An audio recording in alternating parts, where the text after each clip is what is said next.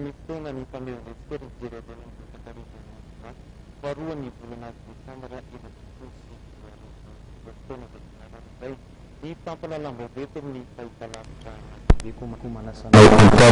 naraka izany hatramin'ny farany ny tontolony fitaterana avatra entina mitsika voalohany elanelan'ny rahetsy ariarika hatramin'ny dimy sy rahetsy ariary isanandro ny vola maty enjiandrepitatra eto andrenivohitra mandalo fahasaramana ny fizeren'izao fotoana izao indrindra manenjika ny versement nireo tompona fiara manoloana indrindra ny fiakaran'ny fitsoloka sy ny fitohana amin'ny fiara eny amin'anana eny io jeretsika indrindra ny fanazavana mikasika izay manodidina ny raitsariary hatramin'ny dimy sy raitsariary eo isanandro ny vola maty enjehan'ireo mpitatitra eto andrenivohitra amin'ny ankapobeny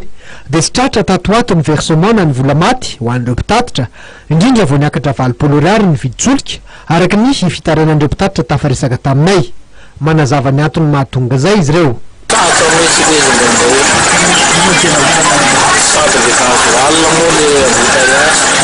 fidiramolo misy fiatraikany satria tsy enina ohatrany amin'ny pompista sy ny gérant mankola misy zavatra efika foana zany izy raha vao miakatra io satria izy tonga dia 20 no fiakarany zay zany mitany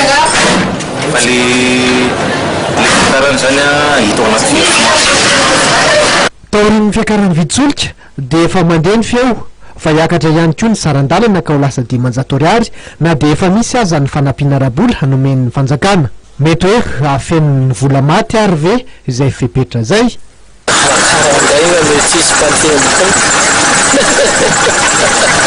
mety izy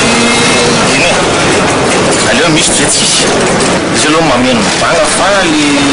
eo amin'le mpanjifa satria sarina vitanao ihany raha ohatra hoe apakarina ny frais le olona tsy azaka an'izay zavatra zay satria tsy ina tonga dia hitanao ihany tatananarivo rehefa hoe miakatra ny zavatra arifirifona zany na simba dia tonga dia devaleno mitokona ary le ny zavatra simba